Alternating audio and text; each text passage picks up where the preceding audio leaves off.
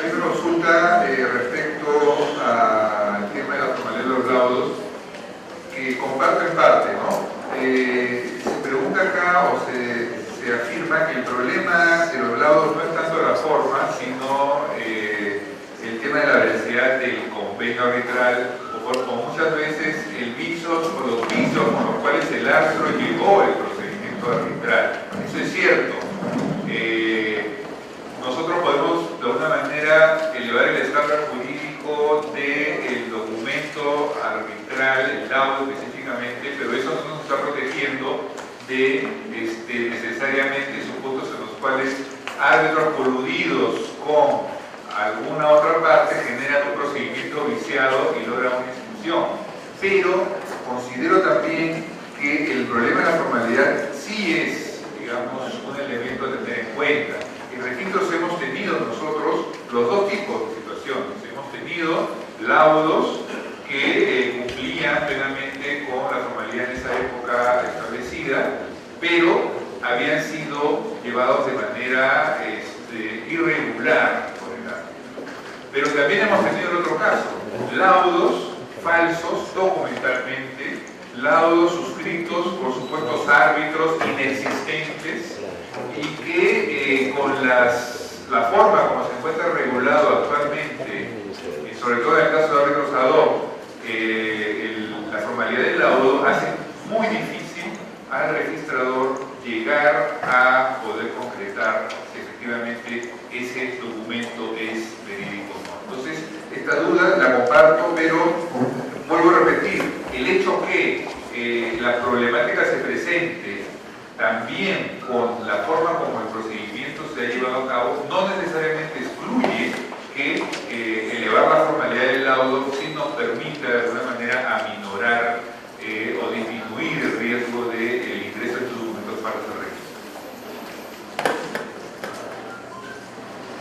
Con relación a la pregunta, se indica de que en la ciudad del Cusco una registradora ha inscrito una escritura pública de pleito con hipoteca sobre 2 inmuebles.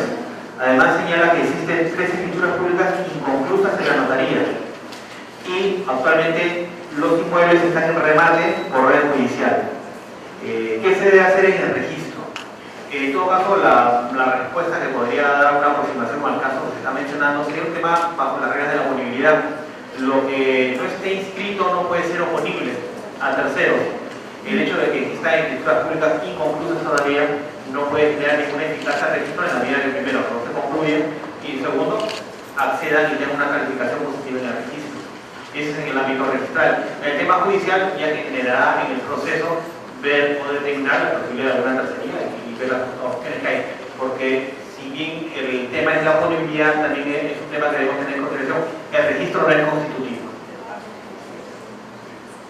El doctor Ramos hace una acotación respecto al artículo 6 en el sentido de que este artículo 6 de la 30.313 no remite al artículo 2010 del Código Civil, en cuyo caso sí estaríamos dentro de la posibilidad de nosotros como SUNAR normar titulación auténtica o excepcionarnos, sino establece específicamente una revisión al principio de titulación auténtica. Entonces yo, si entiendo bien la pregunta, estaría un poco en la línea de lo que he puesto en el sentido de que este artículo 6 de la 30.313 nos permite a la SUNAR establecer el título formal, pero no nos permite exceptuarnos o ubicarnos dentro de lo que es la disposición en contrario del 2010, porque específicamente hace referencia y nos dice, ustedes SUNAR van a establecer cuál es el título formal en el marco del principio dentro de su norma.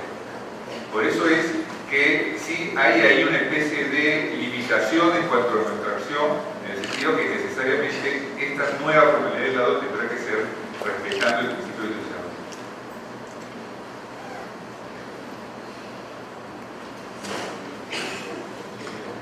A ver, nos hacen una consulta en torno al tema de si también la figura de la suplantación del vía podría darse en la vía judicial o en la vía administrativa. Pero la norma en materia de oposición no hace la distinción, digamos, al detalle. Es más, podríamos entender que la figura de la suplantación o facilitación documentaria podría podría darse en cualquier tipo de documento. Sin embargo, cuando se trata de cancelación, la norma, el artículo 4, a mi entender, sí plantea una distinción, cosa que todos aquí han entendido y entiendo que por eso va la pregunta. Ahora, ¿por qué no podría darse la suplantación de identidad en una sentencia judicial? O una...